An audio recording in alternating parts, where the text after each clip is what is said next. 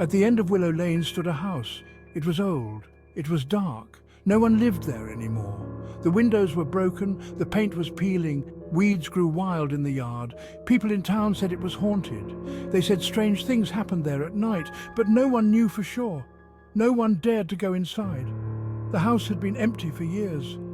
Some said a family had lived there once, but they disappeared one night. No one ever saw them again. Their car was still in the driveway. Their clothes were still in the closets. It was like they had vanished into thin air. After that, no one wanted to buy the house. It just sat there, getting older and creepier. At night, the house seemed to come alive. Shadows moved in the windows. Strange noises came from inside. Some people said they heard whispers. Others saw lights flickering in the attic. But when anyone got close, everything went quiet. It was like the house was watching, waiting, for what no one knew. The town tried to forget about the house. They told their kids to stay away, but stories spread, rumors grew, teenagers dared each other to go inside. Most were too scared, but some were brave, or foolish. They would sneak up to the house at night. They would peek in the windows. But they never stayed long. The house had a way of scaring people off. It was like it didn't want anyone there, like it had a secret to keep. Alex was 15. He was new in town.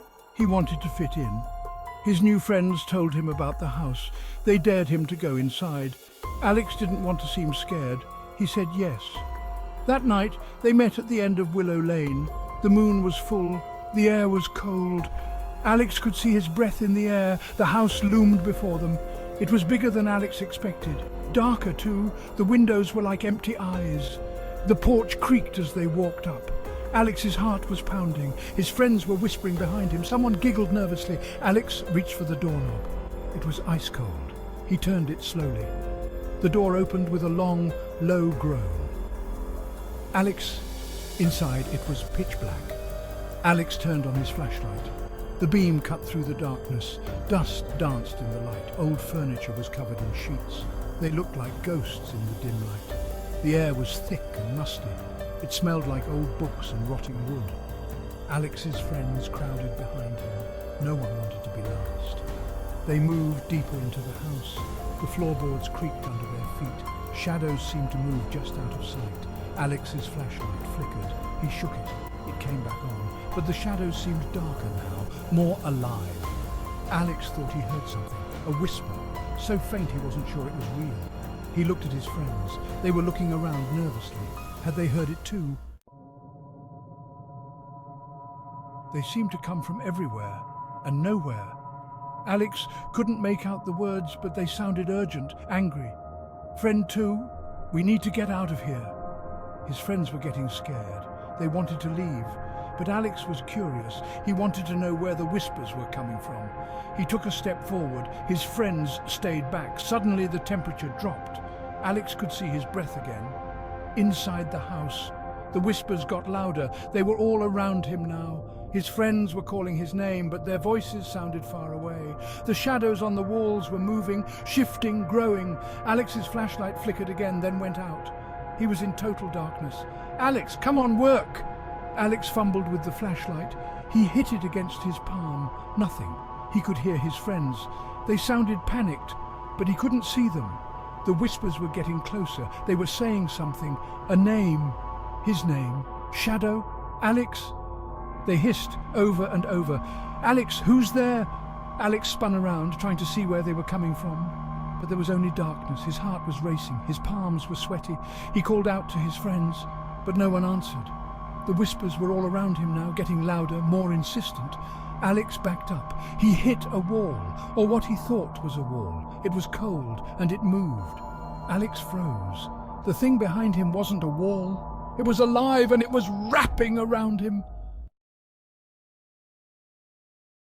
Alex screamed. He pushed away from the thing. He ran. He didn't know where he was going. He just ran, through rooms, down hallways. The whispers followed him, chasing him, calling his name. He could feel something behind him, something dark, something hungry. He ran faster, his lungs burned, his legs ached, but he didn't stop. He found stairs. He went up. The whispers were getting louder, angrier. Alex could feel cold breath on the back of his neck. He reached the top of the stairs. There was a door. He threw it open. He was in the attic. Moonlight streamed through a dirty window. For a moment, Alex could see. The attic was empty, except for the shadows.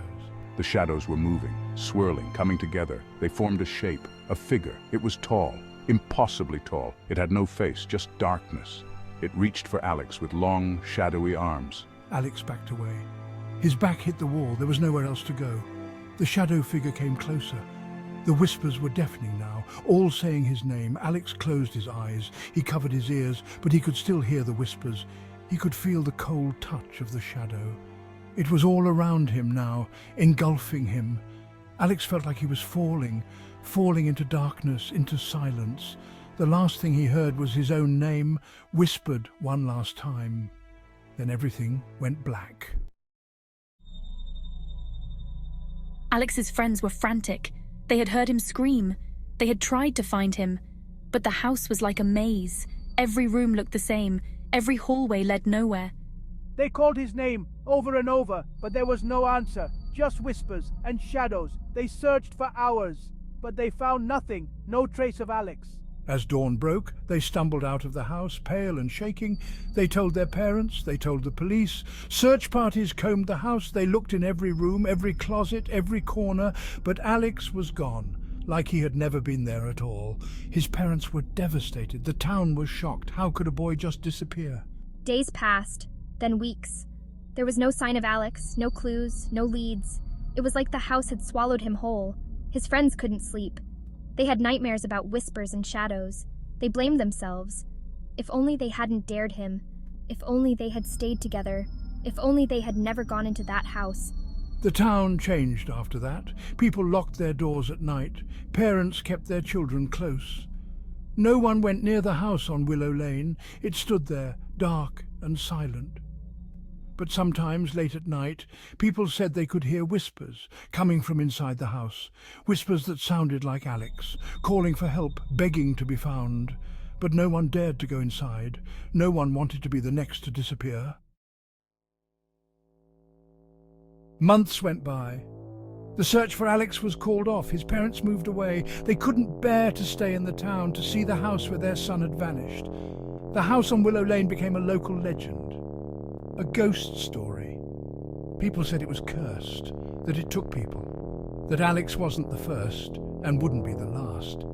New families moved to town. They heard the stories, but they didn't believe them, not really, until their children started talking about the whispers, about the shadows they saw moving in the windows of the old house, about the boy they sometimes saw standing in the attic window, a boy who looked a lot like the missing Alex. Some brave souls tried to investigate. Ghost hunters, thrill seekers. They went into the house with cameras and equipment, but their footage always came out blank. Their recordings were full of static and whispers, always whispers. Some of them didn't come back out. The ones who did were never the same. They talked about darkness, about cold, about a presence that knew their names. The house still stands at the end of Willow Lane, empty, waiting. On quiet nights when the wind is still, you can hear the whispers. They say if you listen closely, you can hear Alex and all the others who have been lost to the house. Their voices carried on the wind, a warning, a plea, a reminder of the darkness that waits inside, of the shadows that whisper your name, of the house that never lets go of what it takes.